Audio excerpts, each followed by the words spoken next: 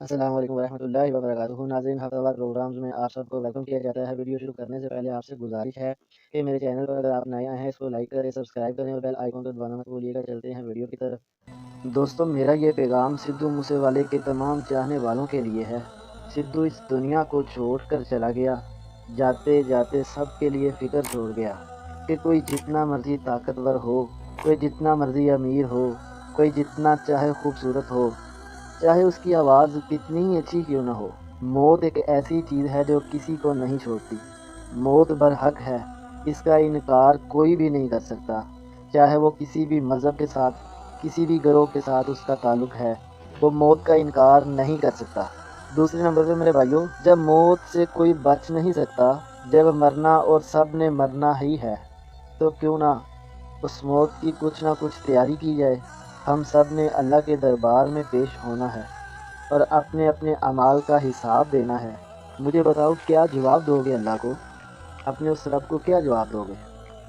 मेरे जो गैर मुस्लिम भाई हैं, जो सिख बरादरी है, इसके अलावा जो मेरे पैगाम को सुन रहे हैं ना, मैं उन सब से मुखातिब हूँ कि मेरे भाइयों, ज़रा तवज्जो दें।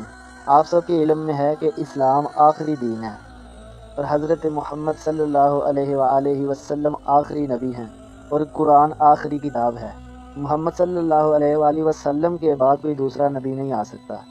आपने फरमा दिया कि मैं आखिरी नबी हूँ, मेरे बाद कोई नबी नहीं आएगा। ला नबी आबादी, मेरे बाद कोई नबी नहीं आएगा। कुरान के बाद कोई दूसरी किताब नहीं आएगी। तो मेरे भाइयों, जब पता है कि इस्लाम आखिरी दीन है, तो फिर इसको कबूल क्यों नहीं करते?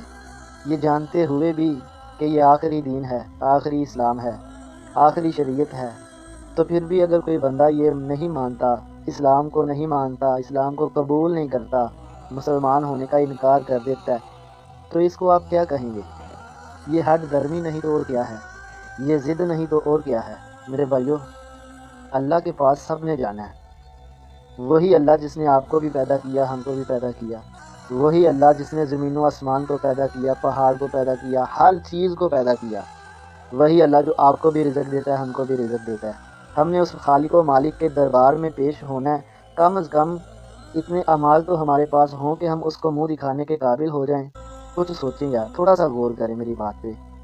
अल्लाह तौफ़ीक़ दे, वमा तौफ़ीक़ी इल्ला बिल्लाह। अस्सलामु अलैकुम।